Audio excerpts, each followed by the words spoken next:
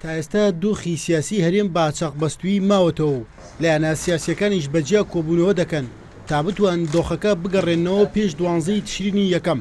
ئەو ڕۆژەی کاتیدا ڕێگری کرا لە سەرۆکی پەرلەمان تا بچێتە سەر کارەکەی لە شاری هەولێر، بەڵام هەوڵەکان بێئەنجام بوون. جێگری سەرۆکی پەرلەمانی کوردستان باس لەوە دەکا کە پێویستە لایەنەکان بەخۆیاندا بچنەوە و دۆخەکە ئاسایی بکەنەوە،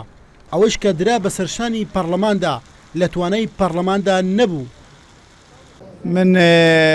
وا دەبینم ئێستا بەداخەوە هەندە ململانەی نێودەوڵەتی ئەقلیمی ڕووی کردووە لە هەرێمی کوردستان، باری هێزەکانی سیاسی قورس کردووە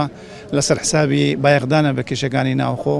بەڵام لەگەڵ ئەوەشدا لە نێزیکترین دەرفەت من وا بوو دەچم وا دەبینم کە هێزە سیاسیەکان گشتیان نەک بڵێمە و هێزە و هێزی تر هەمویان پێویستە بە خۆدا بچنەوە بە جددی بە خەمخورێکی زیاتر مەسلەی پرۆسەی سیاسی بەگەڕبێخن. هەرچی بزوتنەوەی گۆڕانە جگە لە ڕێگریکردن لە سەرۆکی پەرلەمان کە لە پشکی ئەوانە لە ئێستادا 4 وەزیر و چەند بەرپرسێکی دیکەیشی لە حکومەت دوور خراونەتەوە، مەرجیشیان بۆ ئاساییکردنەوەی دۆخەکە، گەڕانەوەی سەرۆکی پەرلەمان و وەزیرەکانیەتی بۆ سەر کارەکانیان.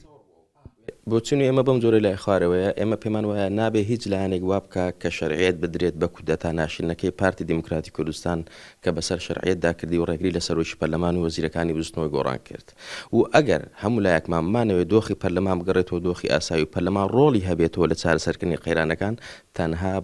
بەگەڕانەوەی سەرۆکی شەرعی و هەڵبژێردراوی پەرلەمانی کوردستان دەبێت کە ئەویش بەڕێز دکتۆر یوسف محەممەد سادقە. یەکگرتووی ئیسلامی دوای چەندین کۆبوونەوەی جیاجیا لەگەڵ لایەنەکاندا نیتوانی لەسەر مێزی گفتوگۆ کۆیان بکاتەوە، دوای ئەوەی یەکێتی هەوڵەکانی خستە گەڕ و چەند پێشنیازێکی خستە بەردەم پارتی و گۆڕان، بەڵام بەوتەی ئەندامێکی دەستەی کارگێڕی مەکتەبی سیاسی وەڵامی ئەو دوولایەنە دڵخۆشکەر نەبوون.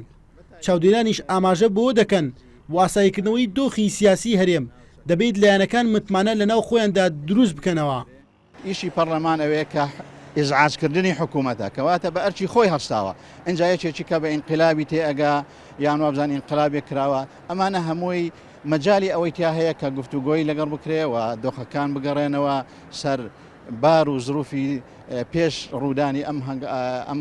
گرژیانە وەکو خۆی لێ بکرێتەوە اینجا دانیشتن، وابزانم ئەمە کارێکی زۆر ئەستەم نییە. پەرلەمانی کوردستان لە 12 تشرینی یەکەمەوە بەهۆی ڕێگەکردن لە چوونەوەی سەرۆکەکەی بۆ شاری هەولێر پەکی کەوتووە و لەو وادەیەوە تا ئێستا هیچ دانیشتێکی ئەنجام نەداوە.